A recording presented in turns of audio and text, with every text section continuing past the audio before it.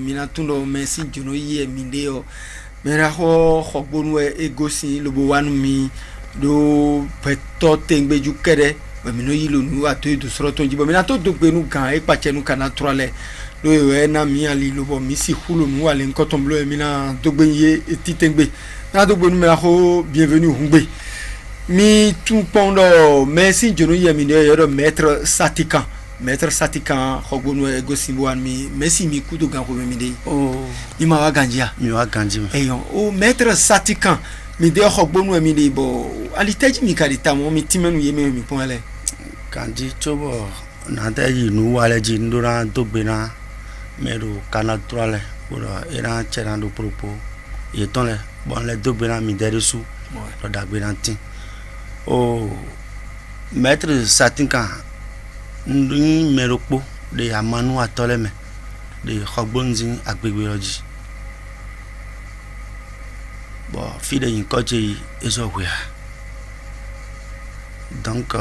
e va vivre nam tam de mi wa ka hose ondo na yigbedo pe manam maître Satikan mindo walode lobono kanuna e wezo bo mi romi afi romendo mengegere lobo akpleyo e yautun. C'est ça. Mi deo mi kano kan plea mi no kan ki kan de mi do bo e gbon fonu akple pede akwa ku mi no kan ite mi no kan ta mo mi na ti mi bo ne mi kano kan gbon mi na gbaje mi pede mi ngbo era chela mi kaka o maître Satikan nu yu susu e de pelo me wa igbe bo de mi le badona bo do no gbeje gbeto gbezan mi pon e wa yin akwesi o magalo dendo plemo amo eno doho bono tuachiri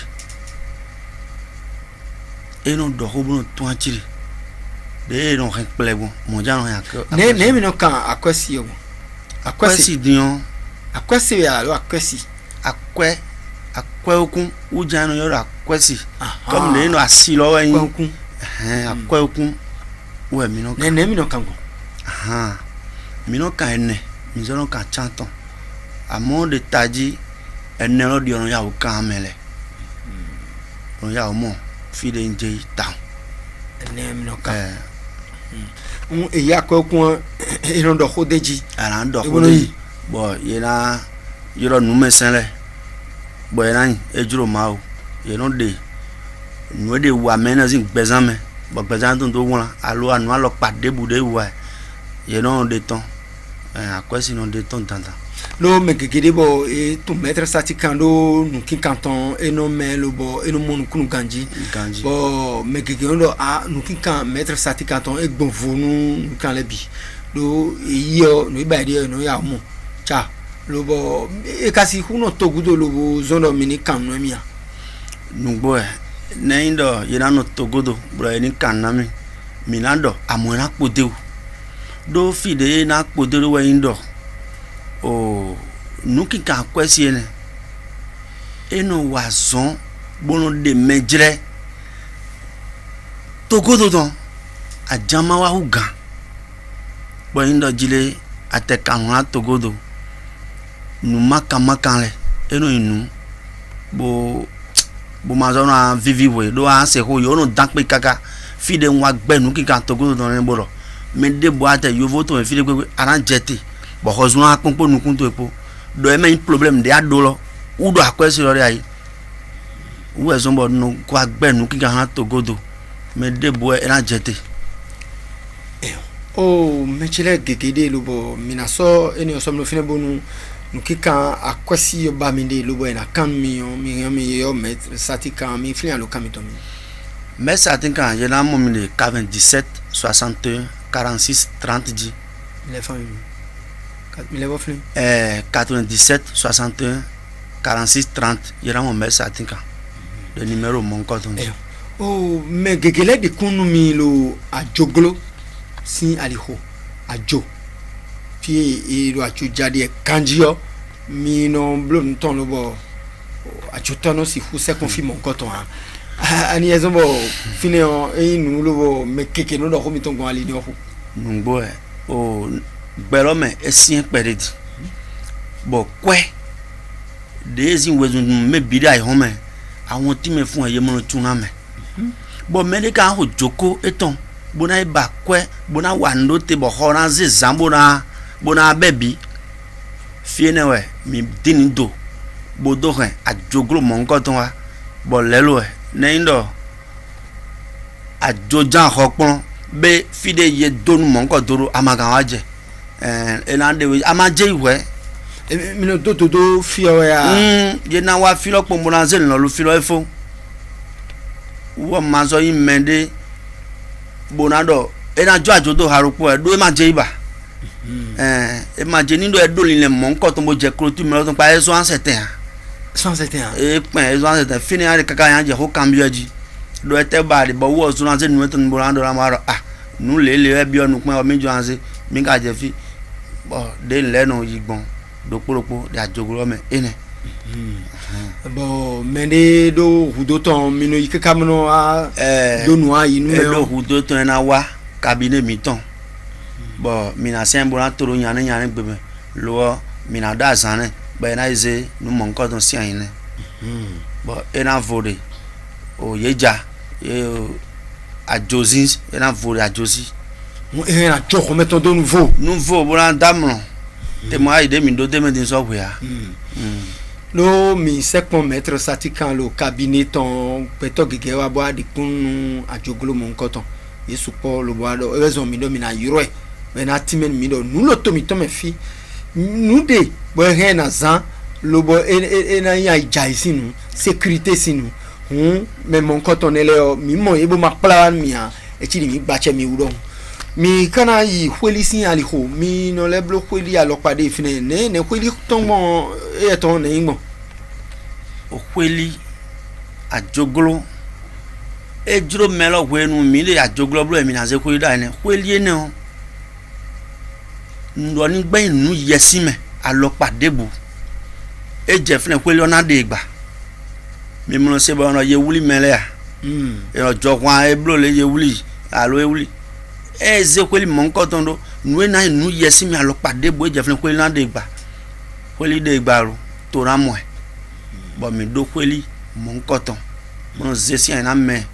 na ndo me lo bla joglo bo dro be ma ba na se wa se me ton bo e ndo jire ye de civil me ya hun wo he ye na wa ze kweli monko ton da yen bo e na mo ko bo na sa fun yi bo e ba ko e na mo do nu yesi me de ye na zia wo ton do bo anu wa do me de wen do me e henu gbe na me e vu me wa vo gbe ton nu wa tu emu mo wa do win fu ade ai ba kwe to ho ngba no kwe lo gbe wa awa bo ado bo ye nyanya le ka kwe lo gbe e ma yon ama ikolo do wa ndina ma mo helu ya supo donc ye na sundo o helu na le ye zekweli mon ko don dai yo no vo me lo ba kwe na mo nde ma fun mo an je neton be na mo ko mo na sa fun ayi na jai ne me ka joro lo bo na blo lo ka kho ya me mi no blo me mon ko ton ni ejuro ba no kha ya bo mi na blo kweli mon ko ton nu alo pa ma ejo mi na blo do nu mene eje fide bu e na hin enu eton amo e de kweto de ji nu atun ko ji mi akendo en kan fifon ne mi le mon kunje ne upare ena chera mi kaka o kan fifon hore mi do nu ne yan zonde azon ne yan zonde bo beni nu ale e huye do dado kamafon e hu ni yo pore do 30 ans 25 ans e mo zo no fon kamba bo e wa zo nu wini de du mi de le o raison bo mi wa gba ta me pon bo aze kan fi fonzi amasi mon ko ton ada yi bo ni lo ese po me sa tinka e o anu glass ta ro pe mi dopo o mo hide dopo pon amo hide pon me de bo kan fi fon eton e na se po yonu le o si yonu ya wa mbo enu yin afida sin enu bla wo zo po lo si yan wa yi o amaso si wo fún àwọn ite to me ne fonzi amasi onu wa so mo fie ne le bi e pon fonu kan fi fon me nde domine sinon ya wa yo ouais yirondo ouais yo volondo éjaculation précoce aha yo gbe me do mo le so jagbe me mo le éjaculation précoce nous ene no wa so gbon fie ne le bi agbe ho bouteille to do poro bo jahandeji alo sin arun zan wo sin lo jeji bo asizan ye na wa buna de kun le to idosrofi ngbo wa kan ko kekere o bi do pocho no kime bi do pocho o gbeto na hun gan mi de d'ailleurs maître Satikan o mi a vivonu nu wa mi ton e remeton mi na wa kwede fonu mi kawa mi na kenu do kodele ji mi na so to gbo la te fini mi na don ye a lo kwede fonu mi na kedeji e remedion mi kenu maître Satikan ko mi ko kenu nu ki kanton e yero akwe si alors akwe kun mi kenu de o ka kenu do ajoglo ay mede bo ado ko to clé to magasin to alors clé to e mena jajo do ya lo pade budi a ozan kwero vecteur do maître Satikan o ena pa mi ene o holi mi le kendo holi ji bo ka fopo do o kan fifon ko mi na mi alo kamitan maître Satikan ne 97 61 46 30 be no momine o wando un cabinet chedo mi film ya lokanga ndo megege de bokolo wala yeme 97 61 46 30 ye yiro mais Satikan no so yiro nume tanda le cabinet ton wando eyo era chelmi ko me ko gaji merci e d'abord